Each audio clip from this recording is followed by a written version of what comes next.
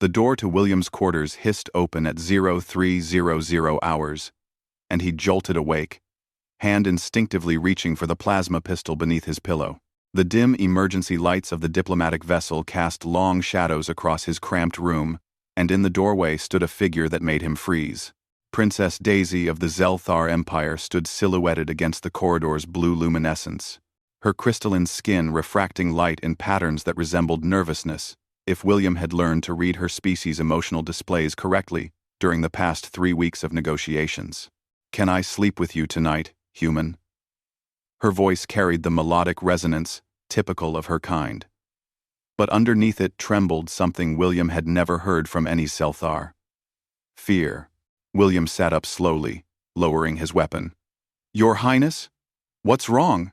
Daisy's triple-jointed legs carried her into the room with the grace her species was known for, across 100 worlds. She was tall, nearly 7 feet, and her elaborate ceremonial robes had been replaced by something simpler, almost vulnerable.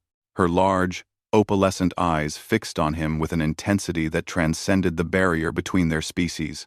"I need to understand," she said, settling onto the floor beside his bed with the fluid motion of water finding its level. "My people say, humans are weak, fragile. You live such brief lives. Your bodies break so easily. And yet, William prompted, pulling his standard-issue jacket over his shoulders.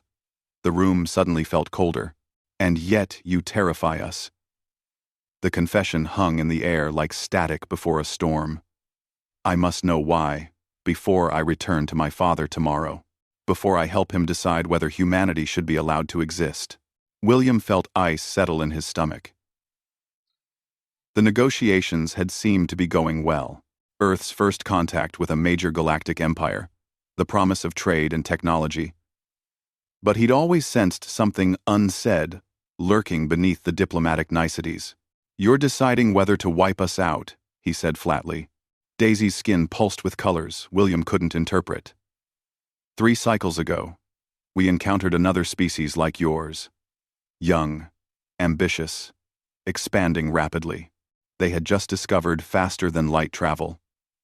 We welcomed them as we welcomed you." Her voice dropped. "Within 2 generations, they had colonized 40 systems. Within 5, they challenged our borders. Within 7, we were at war, and you destroyed them. We had to." The princess's large eyes seemed to hold depths of sorrow. "But it cost us 17 billion lives. We cannot risk that again. My father sent me here to observe your kind, to determine if you carry the same hunger." William swung his legs off the bed, his bare feet touching the cold metal floor. He understood now why she had come. Not for comfort, but for judgment. One human's answer might determine the fate of his entire species. "So what did you observe?" he asked quietly. Daisy was silent for a long moment. "Your delegation's leader, Ambassador Chen. She told me about Earth's history. The wars, the genocides, the near-extinction events you've survived. By all logic, your species should have destroyed itself centuries ago." Her skin flickered. "But you didn't. You adapted. You learned. You reached for the stars despite knowing you might find monsters there. Like you?" William couldn't help the small smile. "Like us," Daisy agreed. "But that's not what frightens my people, William. Do you know what does?" He shook his head. "It's how you think about death." Daisy leaned forward, her alien face somehow conveying earnestness. "My species lives for 300 of your years. We plan in centuries. We move carefully, slowly, because we have time. But humans," her voice carried something like awe, "you live maybe 100 years if you're lucky. Every human I've met knows they could die tomorrow. And instead of cowering, instead of accepting limitations, you charge forward as if you're already immortal." William thought about his grandmother, who had died the year before he was selected for this mission. She'd been 93, still volunteering at the hospital, still learning, still fighting for causes she believed in.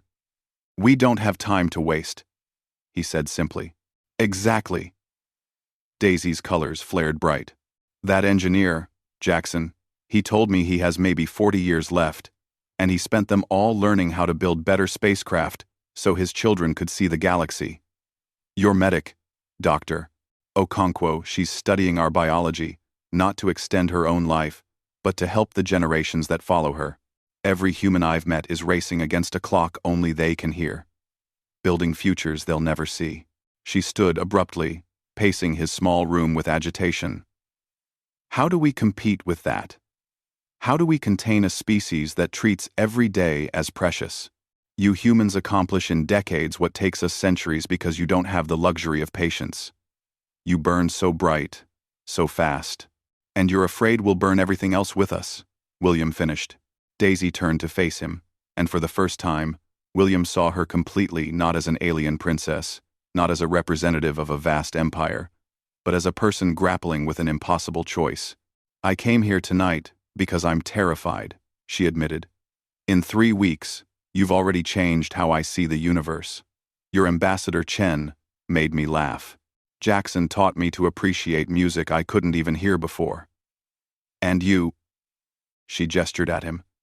You showed me kindness when you thought no one important was watching.